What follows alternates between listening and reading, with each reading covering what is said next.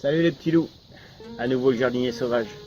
Alors aujourd'hui, je vais tordre le cou à ceux qui nous disent que l'hiver, le potager est mort. Eh bien non, on prépare à cette époque-là, on prépare le potager d'hiver. Ça a déjà un peu commencé là. Nous on a commencé avec les premières plantations de poireaux, de choux, alors tout chou confondu, hein, chou-fleur, chou Bruxelles, chou vert, enfin voilà. Donc c'est des choux d'hiver, il y a les salades d'hiver aussi qui peuvent commencer à être mises. Pour cet hiver, il y aura aussi de la betterave, du navet. Là pour l'instant, il me reste quelques plants de poireaux à planter, donc je vais vous montrer comment ici on plante les poireaux. Alors voilà, pour planter les poireaux, comme pas mal de légumes, comme on les a en racines nues quasiment, j'ai préparé ce qu'on appelle un pralin, donc il y a un peu trop d'eau là. Un pralin, c'est de la vase, en fait, c'est de la terre mélangée avec de l'eau. Vous en faites une bonne bouillie comme ça. Et vous habillez vos poireaux. Alors ceux-là, ils sont déjà faits parce que ils étaient fatigués, donc je les ai fait avant. Je m'en excuse. Hein. Et j'ai coupé au sécateur les feuilles, les grandes feuilles, j'ai des réduites. Et pareil pour les racines. Le principe, c'est du coup de plonger vos poireaux dans le pralin et d'en faire une belle bouillie au pied de la racine. Ça va lui permettre de garder la fraîcheur et de préparer l'enracinement.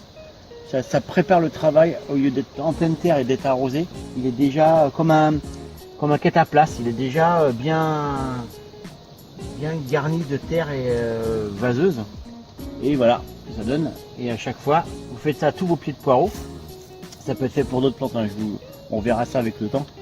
Et maintenant, la parcelle n'est pas très prête là, mais je vais vous montrer comment je plante le poireau, parce que c'est important qu'il soit bien correctement planté pour pas qu'on ait des surprises après. Alors ici, nous chez nous ici, on bêche plus la terre depuis longtemps, parce que c'est un gros défaut de bêcher le sol, puisqu'on va sortir, on va remettre le fond du sol dessus et on va casser tout le biotope. Alors ceux qui connaissent la grelinette, c'est l'idéal. Ou simplement quand la terre elle est régulièrement travaillée, un bon coup de râteau ou de croc suffit à ameublir la terre. Il n'y a pas besoin de la retourner pour pouvoir vraiment faire un beau jardin. Ça sert à rien. On détruit plutôt qu'on ne construit. Alors le but, c'est comme pour les persicaires d'autrefois. Il faut un transplantoir, tout simple. Le but du poireau, c'est qu'il faut qu'il soit le plus profond possible. Pour que la partie blanche, plus la partie blanche est profonde, et plus notre poireau aura un grand blanc en fait.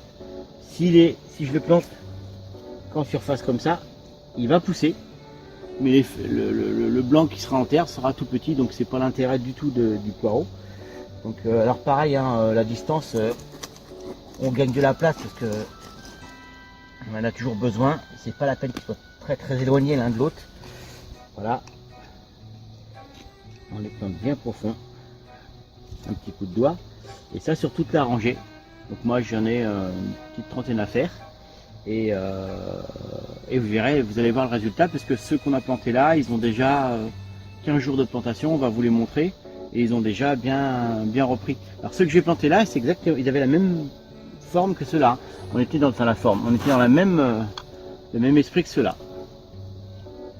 Pour ceux qui auraient remarqué la tôle, c'est notre façon à nous aussi de désherber, c'est-à-dire qu'on avait de la rénovation, on avait récupéré quelques tôles, on les pose sur le sol pour que l'herbe meure, et une fois que l'herbe est morte, on passe un coup de croc, et tout est bon. En dessous, la terre est prête à être cultivée. Maintenant, passons au poireau il y a 15 jours. Alors voilà, la même opération qui a été faite il y a 15 jours.